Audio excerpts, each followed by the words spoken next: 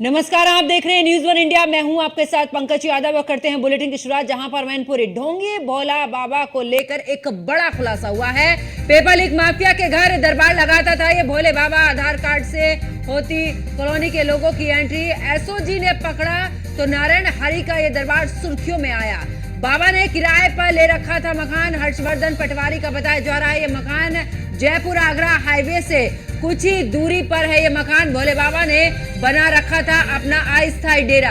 भोले बाबा अपना दरबार लगाता था और जीएन भर्ती परीक्षा में पेपर लीक का आरोप है इस हर्षवर्धन पटवारी पर, जहां पर दरबार की आड़ में हर्षवर्धन पेपर लीक का रैकेट चलाता था। तो इस वक्त की बड़ी अपडेट आपको दे रहे हैं, जहां पर बता दें कि एक के बाद एक परत खुलती हुई भोले बाबा की, और ऐसे में इस ढोंगी भोले बाबा को लेकर एक और बड़ा खुलासा हुआ है। भोले बाबा ने बना रखा था अपना अस्थायी डेरा, जहां पर इस ढोंगी बाबा की अगर बात करें तो अपना दरबार भी ढोंगी बाबा लगाता था। और यहाँ पर पेपर लीक मामले के लेकर भी यहाँ पर दरबार भोले बाबा का अपना एक दरबार लगता था। और ये जो ढोंगी बाबा है ये जीएन भर्ती परीक्षा के पेपर लीक का आरोपी हर्षवर्धन पटवारी रहा, और उसी का दरबार की आड़ में हर्षवर्धन पेपर लीक का रैकेट चलता था। तो ढोंगी भोले बाबा को लेकर एक और बड़ा खुलासा, जहां पर पेपर लीक माफिया के घर दरबार लगाता था ये ढोंगी बाबा, और आधार कार्ड से होती थी कॉलोनी के लोगों की एंट्री, यानी कि किसी भी तरीके से नॉर्मल एंट्री आपकी नहीं, आधार कार्ड दिखाकर यहाँ पर कॉलोनी के जो लोग हैं उनकी एंट्री होती थी। एसओजी ने पकड़ा तो नारायण हरि का ये दरबार सुर्खियों में आया।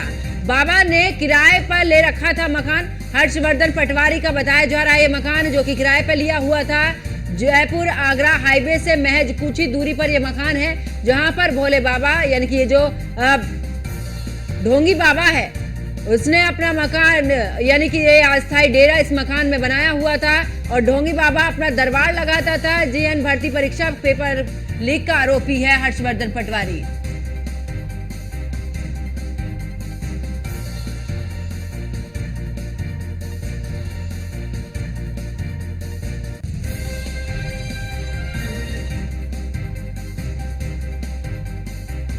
तो भोले बाबा अपना दरबार यानी कि ढोंगी बाबा जो है वो अपना दरबार लगाता था। जीएन भर्ती परीक्षा के पेपर लीक का आरोपी है हर्षवर्धन पटवारी, जहां पर दरबार की आड़ में हर्षवर्धन पेपर लीक का रैकेट चलाता था। ज्यादा जानकारी के लिए हमारी सहयोगी वर्षा शाही हमारे साथ में जुड़ चुकी है। वर्षा, ढोंगी बाबा का एक और बड़ा खुलासा यानी कि पेपर लीक से जुड़े इसके तार। अस्थायी यहाँ पर अपना आश्रम यानी कि जगह थी इसकी, जहां पर किराए के मकान में, और वहां पर इस तरीके के काम भी ये बाबा करता था।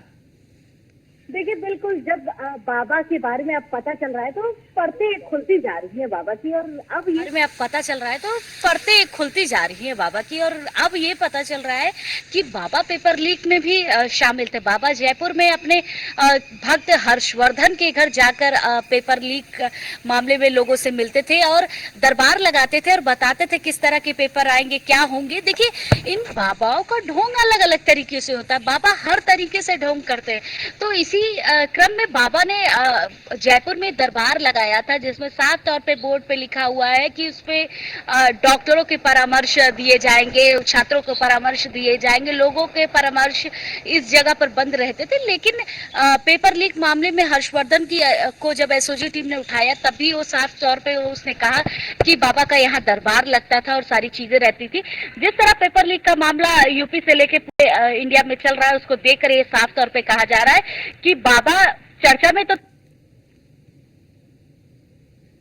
एकदम हाईलाइट हाथरस कांड के बाद हुए, क्योंकि बाबा पेपर लीक मामले में दरबार लगा चुके हैं। ऐसे बाबाओं ने कई मामले होते हैं, जैसे पेपर लीक में पहले दरबार लगाते हैं, भक्तों को समझाते हैं कि कैसे पेपर होंगे, क्या होंगे, क्योंकि बाबा अपने आप को नारायण हरि समझते हैं, बाबा अपने आप को भगवान समझते हैं। तो भगवान को तो पेपर पता ही होगा, भगवान को ये भी पता रहता है कि भगवान पेपर में क्या देंगे, भगवान मनुष्य पेपर में क्या लिख रहे हैं, क्या चीजें होंगी। तो लोगों का विश्वास देखिए इतना रहता था कि पेपर लीक मामले में वहां पहुंचते थे और पेपर लीक मामले में वो उनसे पूछते थे कि क्या हो सकता है, क्या नहीं हो सकता है, क्या चीजें रहती थी। इस तरह के दरबार भी ये बाबाएं लगाते हैं, जिसमें पेपर लीक मामला जो हुआ उसमें भी कहीं ना कहीं बाबा का नाम आया और सारी चीजें रही। तो ये साफ तौर पर देखने वाली बात है कि ये बाबा जो लोग हैं वो किस तरह लोगों को भ्रमित करते हैं, किस तरह पढ़े लिखे लोगों को बिल्कुल वर्षा, यौन शोषण का मामला दर्ज, इससे पहले इसी तरीके की भीड़ इकट्ठा की गई है, उस दौरान भी हादसा हुआ, वो मामला दर्ज, और उसके बाद अब इतना बड़ा ये यहाँ पर हादसा हुआ इस ढोंगी बाबा की वजह से कि 122 लोगों की जिंदगी चली गई है, मौत के मुंह में वो समा गए हैं। और ऐसे में लगातार बाबा पर ये मुकदमे दर्ज होते रहे हैं, बावजूद उसके आखिरकार किसका संरक्षण मिल रहा है कि अभी पुलिस की गिरफ्त से दूर ये बाबा। बिल्कुल, देखिए जिस तरह से बाबा का ढोंग अब सामने आ रहा है, बाबा के बारे में चीजें आ रही है, लेकिन उसके बाद भी अगर पुलिस उनको गिरफ्त में नहीं ले रही है तो इस पर बड़ी कार्रवाई नहीं हो पा रही। तो शायद कुछ ना कुछ तो बाबा ने एक प्लानिंग तैयार कर रखी है। जिस तरह के वोट बैंक बाबा के पास अगर बात करें वोट बैंकों की और राजनेताओं के आने वाले लोगों की, तो कहा जाता है कि बाबा SC/ST का एक बहुत बड़ा सरगना है, जिसके पास SC/ST के बहुत सारे वोट भी है। देखिए जब इनके दरबारों में भीड़ लगती है तो जाहिर सी बात है कि ये ऐसा सरगना है जिसके पास वोट बैंक भी है। तो शायद इस वजह से भी शायद कुछ चीजें हैं जिसकी वजह से बाबा गिरफ्त में नहीं आ रहा, क्योंकि बाबा के नाम कोई FIR नहीं हुई, बाबा को न पुलिस पकड़ने के लिए आ रही है बल्कि बाबा को पुलिस संरक्षण दे रही है। पुलिस ये भी कह रही है कि बाबा यहाँ क्योंकि सेवादार है, सारी चीजें, इस वजह से ये सारे संरक्षण दिया जा रहा है कि कहीं बाहरी लोग उपद्रव ना कर दे बाबा के नाम से। जिस तरह की घटना हुई है उसको लेकर जगह जगह वहाँ जहाँ बाबा के आश्रम है वहाँ पर पुलिस तैनात है, क्योंकि बाहरी उपद्रवियों के लिए तैनात है, ना कि बाबा को पकड़ने के लिए तैनात है। लेकिन लगातार SOG टीम और सारी टीमें ये भी तलाश कर रही है कि आखिर बाबा है कहाँ, क्योंकि बाबा के बारे में कहा जा रहा है कि बाबा ब्रह्मलीन है, बाबा आश्रम में है, लेकिन आश्रम में किस जगह है ये बातें अभी तक पता नहीं लग पाई है। बिल्कुल वर्षा, एक तरफ जहां पुलिस इस तरीके से कि कोई हमला ना कर दे, किसी भी तरीके का माहौल ना बिगड़े, तो क्या वो 122 जिंदगियां इतनी सस्ती थी? क्या उनकी कोई कीमत नहीं थी उनकी जिंदगी की कि उनकी जिंदगी से यहां पर खिलवाड़ हो गया? 122 परिवार पूरे तरीके से तबाह हो चुके हैं। क्या प्रशासन के लिए वो कोई जिम्मेदारी नहीं थी कि आखिरकार बाबा ही जिम्मेदारी है? बिल्कुल, देखिए जिस तरह से 122 जिंदगियां खत्म हो गई, ये देखने को चीजें हैं कि आखिर बाबा को क्यों नहीं पकड़ा जा रहा, क्या चीजें हैं बाबा के पीछे।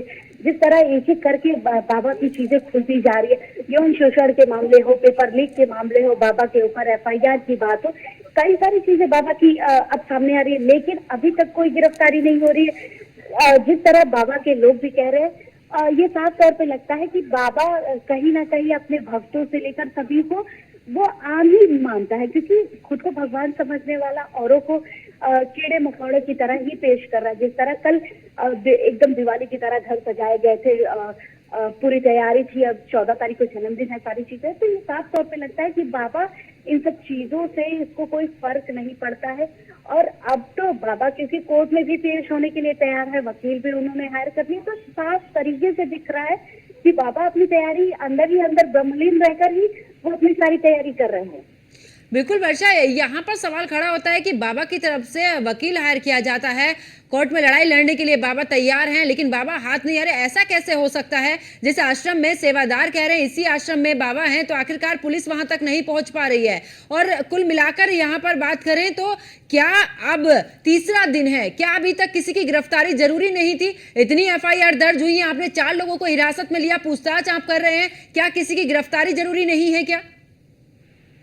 देखिए अभी जिस तरह का हाथरस का मामला है, इतने सारे लोगों की मरने की सूचना आई, उसको लेकर पूछताछ तो चल रही है। SDM ने भी अपनी रिपोर्ट सौंप दी है सरकार को और ED ने भी अपनी रिपोर्ट सौंप दी है, लेकिन गिरफ्तारी की कोई बात कहीं से नहीं आ रही है। रात में SOG टीम ने भी बाबा के घर में दस्तक दी और कई बार लगभग 1-1.5 घंटे तक SOG टीम की चर्चा बाबा से चलती रही, लेकिन कहीं से भी गिरफ्तारी का कोई नाम नहीं आ रहा, बल्कि इतने ज्यादा संख्या में लोग मरे और इतनी ज्यादा कैजुअलिटी हुई, लेकिन गिरफ्तारी अभी तक नहीं हो पाई है, क्योंकि मामला बहुत ही संगीन है। और ये भी देखा जा रहा है कि आखिर कौन कौन लोग इसमें शामिल है, उसके बाद गिरफ्तारी होगी और लोगों के खिलाफ वारंट भी जारी होगा। चलिए, बहुत बहुत शुक्रिया वर्षा हमारे साथ जुड़ने के लिए, तमाम जानकारी साझा करने के लिए।